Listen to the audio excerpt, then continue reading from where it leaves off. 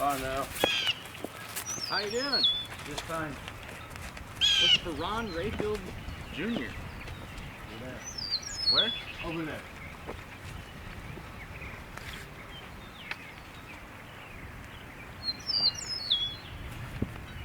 Looking for Ron Rayfield Jr.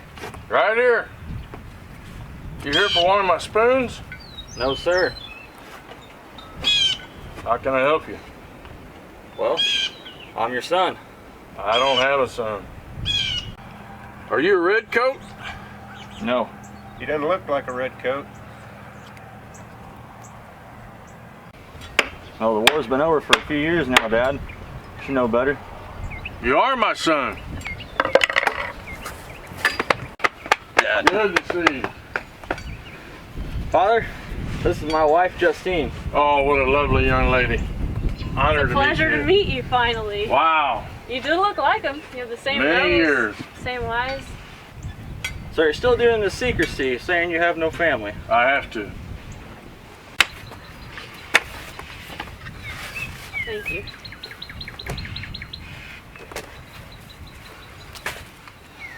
So you're still in hiding.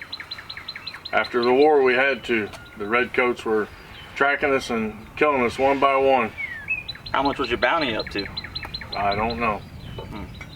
So what have you been doing lately? Well, right after the war, I went into hiding, and then I've been trapping and woodworking and trading with the Indians and just whatever it takes to make it, son. I see you becoming quite the carver. Yep. I just do this for pastime, really. And when you were little, I remember the first time you did some carving. You made a spoon for yourself. He's a woodworker. That's right. You're a That's his woodworker. trade. You still got the spoon? I eat with it every morning. He's a little baby spoon. Oh, that's something. Yeah. That's something. So you're a woodworker, huh? Woodcutter, woodworker. That's my Yeah. trade. Well, what is there to eat around here? I'm starving. I've been walking for days. There's some biscuits there. Maybe a little fatback. Would you like a piece of jerky? I heard you say you're hungry. I would like a piece of jerky. I brought split peas and onions and carrots. I can make a soup with that. There you go.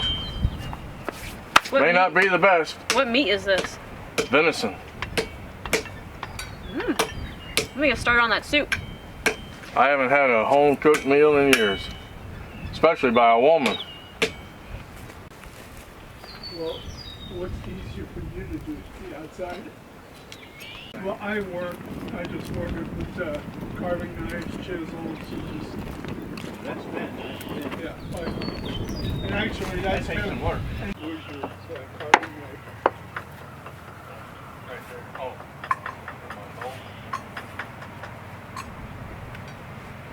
So what do I start over?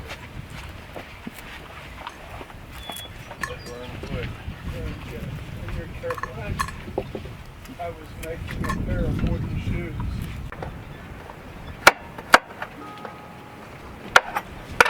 Try keeping two fingers off of one string.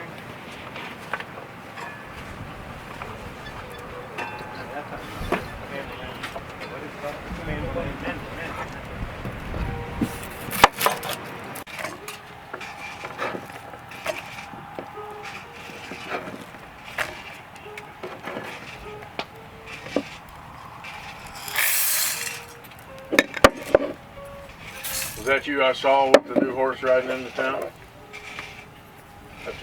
That's a different horse than you had last time I saw you. Oh, Stallion or a mare? mare. Good look. Let's keep an eye on that. Somebody else can have.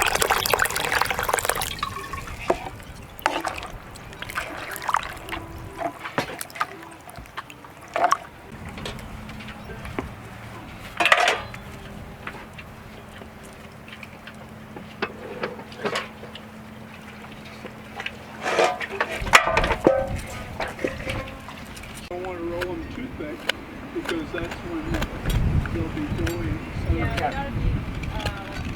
So I have no idea what to do with this thing. So the guy turns around and leaves. Then Jack goes looking for the bourgeois. We may have the police come in camp here later if he goes to the police. The guy never did. Hey, somebody's sneaking up on us. Is it the raincoat? It's the raincoat.